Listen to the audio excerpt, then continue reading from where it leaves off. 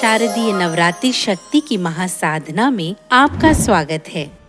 आज हम शारदीय नवरात्रि की सबसे महत्वपूर्ण परंपरा घट स्थापना यानी कलश स्थापना का प्रामाणिक विधान जानेंगे। घट स्थापना देवी शक्ति का आवाहन है। यह इस बात का प्रतीक है कि हम माँ भगवती से प्रार्थना करते हैं कि वे 9 दिनों तक हमारे घर में वास करे और हमारी पूजा स्वीकार करे।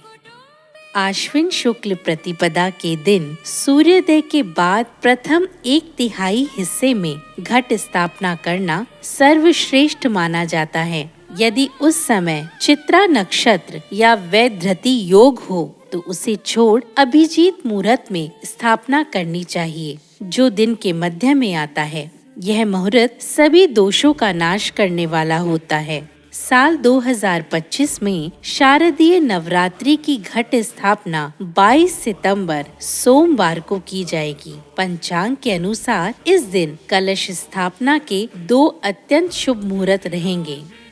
पहला प्रातः काल का मुहूर्त सुबह 6:09 से लेकर 8:06 तक रहेगा।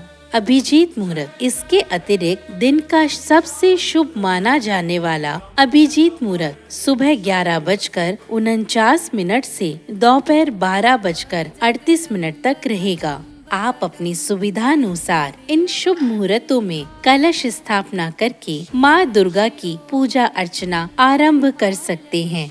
घट स्थापना की विधि। पूजा स्थल को शुद्ध कर चौकी पर लाल वस्त्र बिछाएं और माँ दुर्गा की प्रतिमा या चित्र स्थापित करें। अब माँ के सम्मुख मिट्टी के पात्र में जौ बोएं। जौ सृष्टि की पहली फसल मानी जाती है। यह समृद्धि का प्रतीक है। इसके बाद तांबे या मिट्टी के कलश के कंठ पर मोली बांधें। उस पर रूली से स्वास्तिक बनाएं। कलश में गंगा जल, सुपारी, फूल, दुर्वा, हल्दी की गांठ और अक्षत और एक सिक्का डालें। कलश के मुख पर 5 आम के पत्ते स्थापित करें। उसके ऊपर जटा वाले नारियल को लाल चुनरी में लपेट कर रख दें। अब इस कलश को जौ वाले पात्र के बीच स्थापित करें और हाथ में पुष्प लेकर वरुण देव और माँ दुर्गा का आवाहन करें। अखंड ज्योति का महत्व। घट स्थापना के साथ ही अखंड ज्योति जलाने की भी परंपरा है। यह घी या तिल के तेल का दीपक होता है, जिसे 9 दिनों तक निरंतर जलाए रखा जाता है। यह दीपक हमारे संकल्प और श्रद्धा का प्रतीक है। इसका निरंतर जलते रहना घर की नकारात्मक ऊर्जा को समाप्त करता है और सकारात्मकता का संचार करता है। ध्यान रहे कि यह ज्योति बुझनी नहीं चाहिए।